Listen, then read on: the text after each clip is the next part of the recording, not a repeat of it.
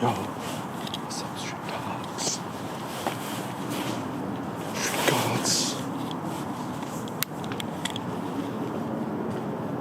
Bitcoin dollars.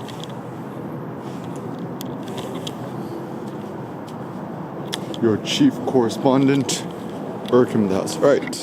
So. Some thoughts.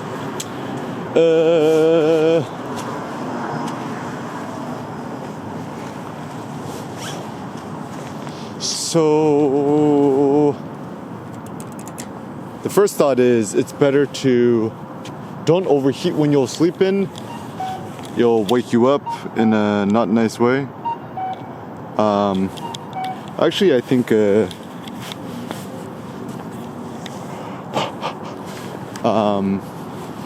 make LED glow lights again. Make them cool again.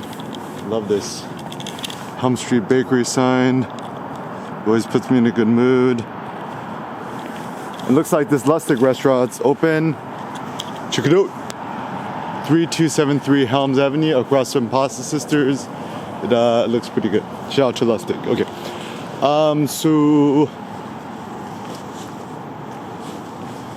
Sleep with the linen blanket. I think it's actually better to sleep a little bit over cold than over hot, maybe, because your body naturally needs to dip a little bit in temperature to sleep. Cold showers. Religious cold water shower lasts like 8 years. Real men take cold showers. And actually, if you want to switch it up, what is the exact opposite of a cold shower? It's like a boiling hot shower.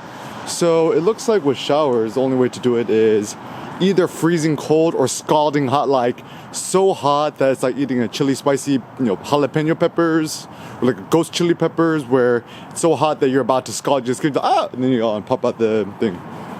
Even heat training, boiling hot water training, when you're gonna take a bath, make it so effing insanely hot, boiling hot, that like your body cannot almost not stand it, and train your body to deal with the extremes.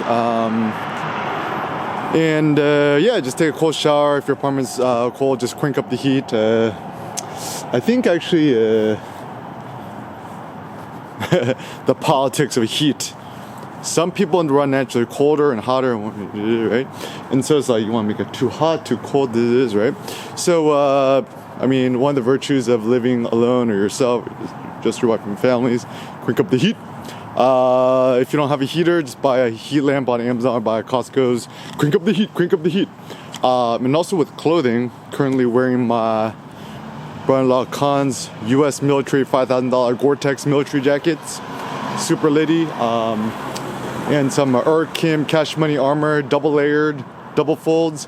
Like, more and more, I'm actually getting more and more to cashmere. It's really like, even the feeling of cashmere against your skin, it's super awesome. And if you want to layer up, just buy like a down vest. Just always wear it. I mean, you could put it under a tank top, sleeveless shirt, t-shirt, long neck, turtleneck, whatevs. Always having a little lightweight down vest close to your chest seems like a good strategy. So those are some basic thoughts. Some thoughts. The first thought is kind of thinking about like time. So some thoughts in my mind. So 8 to 12 months from now, if Trump gets elected, price of Bitcoin gonna go up or down? I'm not sure. I gotta think about that. It's an interesting thought. And also with time. Good job, Vitrine's team. Apple Photos team. This one looks good.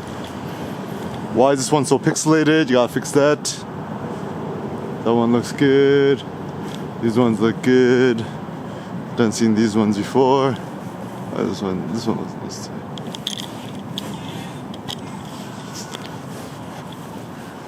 Staying cozy, bro? Yeah. Cozy is the motto. Photo critiques. And this eye, but then, okay, look. You see that thing in the top right corner? Not good. That's a great composition. That's a good one there too. You guys gotta keep it simple. This one not bad either, but then you see that distraction in the bottom left corner. That's not good. And also, just shoot it against the sky. You don't need that white. Just minimalistics. The secret to great compositions is simple. Just cut out the clutters. So what's also the virtues of vlogging versus blogging or writing? Ultimately, I think the virtues of walking and blogging, street vlogging, 877 Washington. I'm speculating. I think this is the headquarters for the Apple TV's office. And even one funny thought I had was, why cannot Apple produce no good movies, cinemas, and films?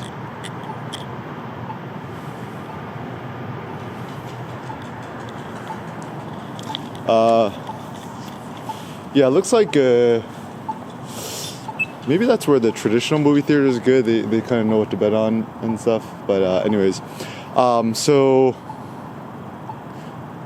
creating your own hedge fund, Airkim crypto hedge funds. So hedge, I'm still kind of doing some research on it. Hedge comes from Proto-Indo-European, kind of means like enclosure.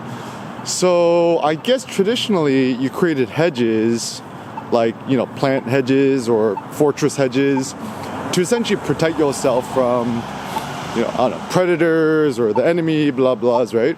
So if you think about it from a military perspective, like a hedge is like, kind of like a barrier. So like, I'm going to use some StarCraft analogies, right? So let's say StarCraft 1, right? You're playing Lost Temple, right? And then you're Terran. Build the 2 supply depots, you could build the barracks, and you kind of create this enclosure. And you kind of create your own little mini base, keep the Zerglings out, keep the Zealots out, right? And so the original term of hedge, like a hedge fudge, right? Or like there's this, zero hedge, right? Tyler Durden, apparently even Nassim Taleb follows them. But anyways, so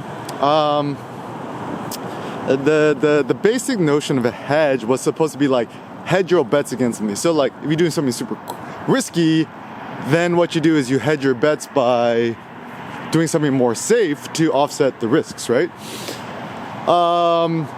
But now the term hedge fund, it's kind of more like somebody with big huevos, big balls, and big swinging dick, and he's kind of, aggressive, seeking regressive returns, etc. And it's one of these funny things is that, like, this is my basic thought is,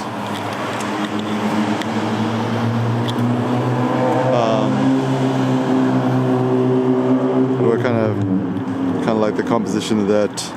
That'd be a good black and white picture. So then basically my generalized notion is with this is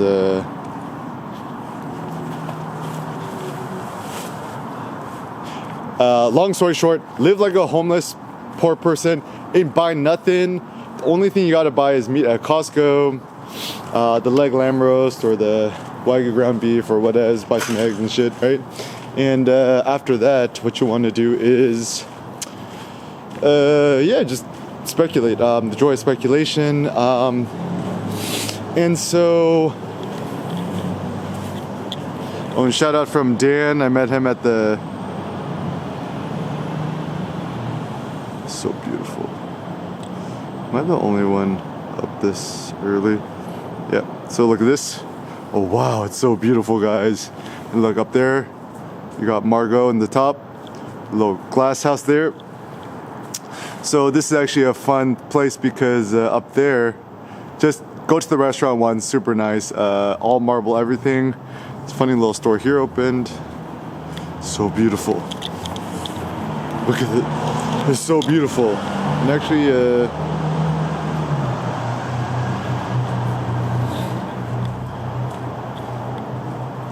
look at all the sparkling lights.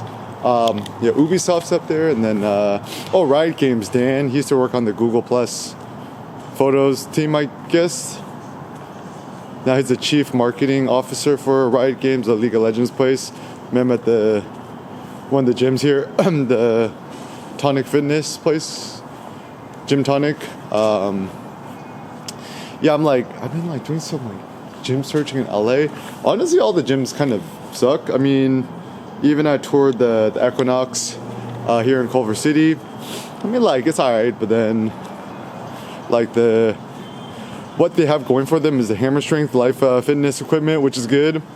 The barbells suck. The weight plates are nice. But beyond that, maybe it's just better to go into LA Fitness. But anyways, so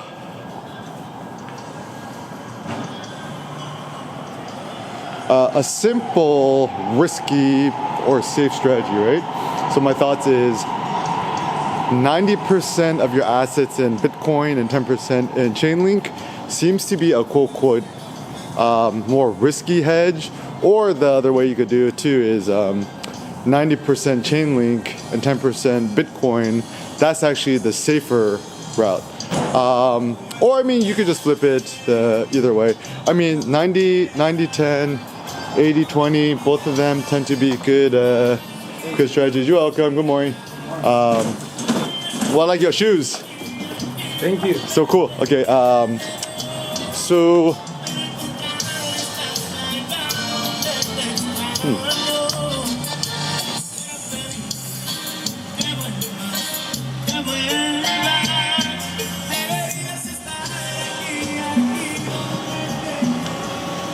Me now, wake up early and talking to people, just speak Spanish. Everyone here be Spanish or Spanish speaking. So another funny thing is being Hispanic, Latino, whatevs, right?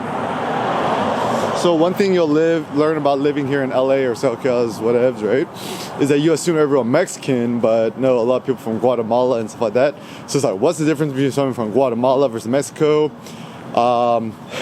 It's the difference between somebody from Berkeley, the Bay Area, versus Texas, the gun-toting, get off my property Texas, right? Or the difference between someone from Detroit, Michigan versus somebody from, I don't know, New York, the Hamptons, I guess, right? So, or what's even, better analogy, right? If you confound a Japanese person and a Korean people finna get super angry because, I mean, not that much anymore, but the older generation, my mom's generation, older, right? They hate the Japanese because they done colonized Korea, forced Korean people to speak Japanese, stop speaking Korean, etc. Or also, it's funny too, because mainland China and Vietnam, they're kind of frenemies, but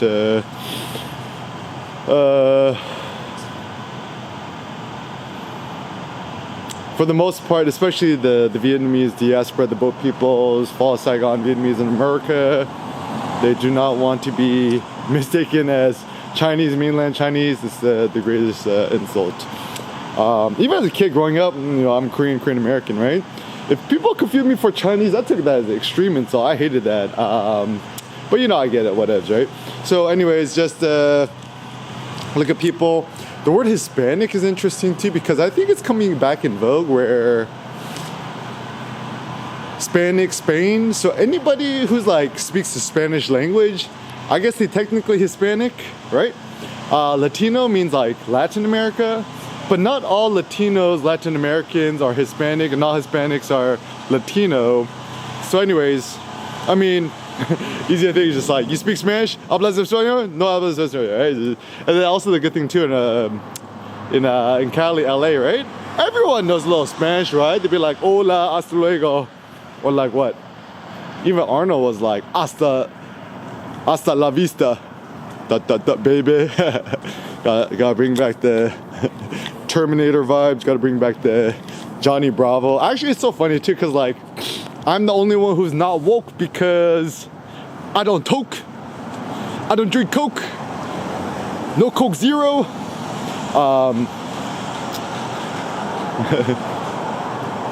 Don't drink the Coke Zero if you want to be a hero. You up like Robert De Niro. Or like the Roman Emperor Nero.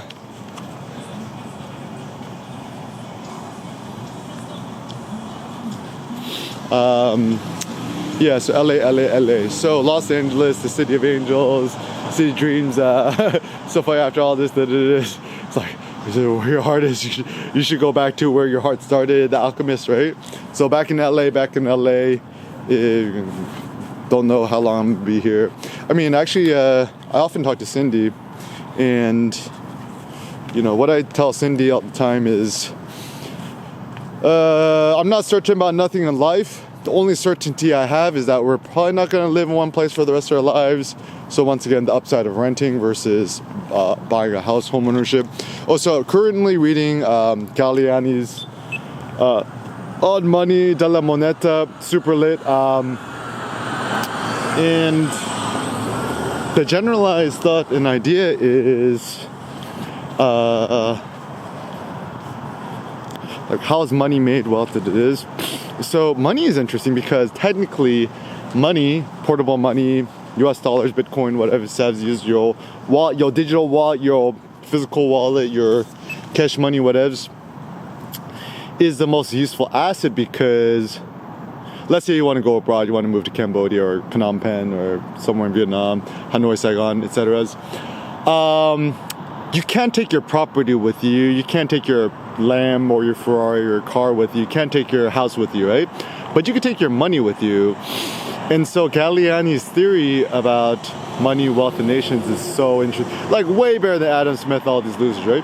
So Galliani, typical Italian wit. And also what's so cool is that, like, you know, the way he's writing, it's more philosophical than quote being an economist. I mean, the new hocus pocus of today's world are economists.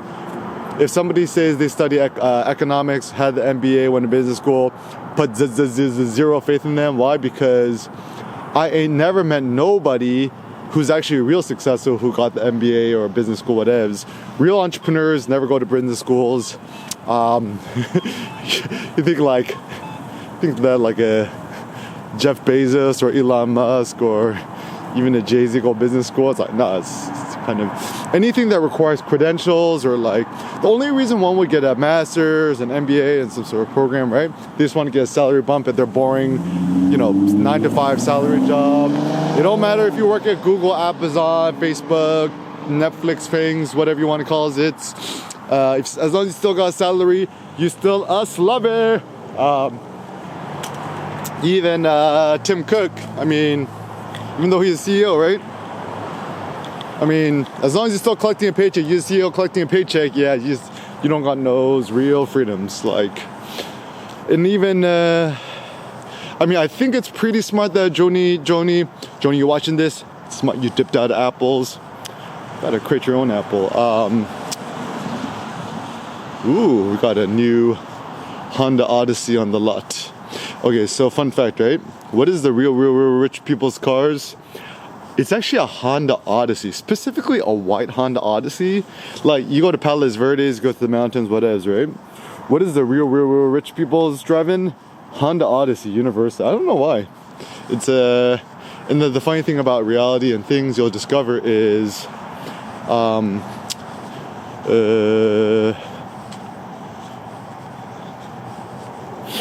like, don't ask people for their opinion. Just ask them what they do legitimately in the real life. So the difference between revealed preferences and fake preferences is that revealed preferences is like, what, people put their money where their mouth is like, what do they actually really do with their monies? What do they really drive or car or own, whatevs? You'll actually show their values. And so, wow, 2022 Lexus GX, still $50,000. That's so expensive. Car is terrible on gas. Terrible. Actually, the big issue, I guess it's bad on gas, but what is? Yeah, you live in LA. You do not want to have an SUV. No loser G-Wagon, matte black, AMG, blah blah blahs. It's like, you want to drive a tank on the street? good luck parking your tank in a skinny parking spot. Especially now that the new Tesla Model 3 is coming out. I was looking at the prices today, right? I'm like, there's really no reason to not buy a Tesla no more. Is the basic idea. Is there any reason to not buy a Tesla no more? Yeah, I think not. So yeah, even the Tesla Model Y, just look at the prices, right? Super, not that expensive.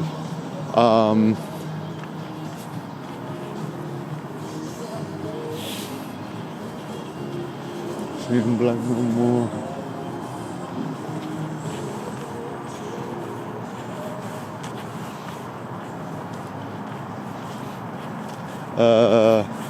Yeah, and actually the true wealthy people, you don't even own no car. Like I guess one of the good things about living in New York, Manhattan, maybe even Brooklyn, not sure, but you don't need to own a car, nor do you desire to have a car. And actually the funny thing is the difference between New York and LA, Cali, right?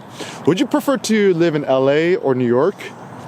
New York is New York cool, right? But LA is way better. Why? Because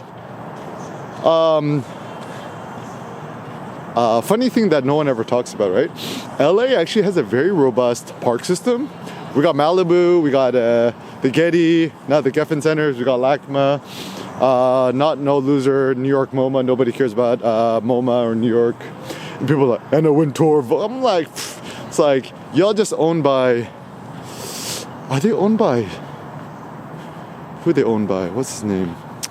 So Warner Brothers, Discovery, they're owned by, man, I always forget the name of their companies. But anyways, Steven Schwartzman, or I forget the names. But anyways, just the one of the most useful thing with ChatGPT 4 is whatever. It's only $20 a month. Just subscribe to it. Don't be a cheapo, guys. Stop using the Googles. The heuristic is simple. Is anything you would otherwise Google, just ChatGPT's it. It's more reliable because you don't have this stupid content marketing nonsense and ads. Stop using Google Chrome. It's ugly. Use Safari instead. Shout out to the Apple Safari team. Y'all's litty. You get the Eric Kim seal of approval. Good job, guys. So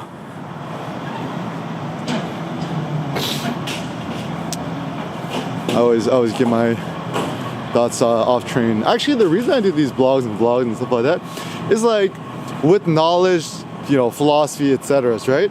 Ain't no right or wrong answers here. It's just to me, my only thought is, are the thoughts interesting? Do they get you going or not? And I mean, I still think that's where Kanye is so interesting, where, even seeing a little bit of the Lex Friedman interviews, I liked it because Kanye was like, maybe in school we should only teach kids math and engineering, and the rest of the time just have it being recess. And I'm like, I kind of like that idea. I mean, I'm not good at the maths. I mean, K through 12 education, make it an Uber stem cell class where it's only centered around mathematics, critical inquiry, the classics. Even Nassim Taleb says something interesting. I'm like, man, Kanye is way more genius than people think he is. Let's not forget that his mom was a college, I think, English professor. She had her PhD.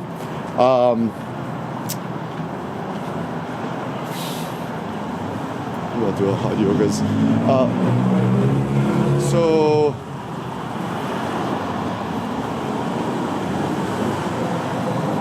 yeah, even Nassim Taleb is best education K through 12. Just mathematics and the classics. Maybe I'll teach him the classics. Have his tutors teach him math, and then the rest of the time just be physical Spartan training. I mean, honestly, I think another thing that Galliani said on wealth is what he essentially said was, when it comes to wealth and stuff like that, what you want to do and think about and strategize is, true wealth is what you have versus minus what somebody else has. And I guess the dynamic ratio, if you want to desire what they have versus what they don't have, I suppose, is the thought. So I just think, is like, is there anyone else whose life I admire or I desire? Actually, no. I mean, like, even Jeff Bezos, he only 5'7", right? Doesn't matter if he's got the yacht, the billionaire things. I do not desire the life of anyone else but EK's. Alright, part 2.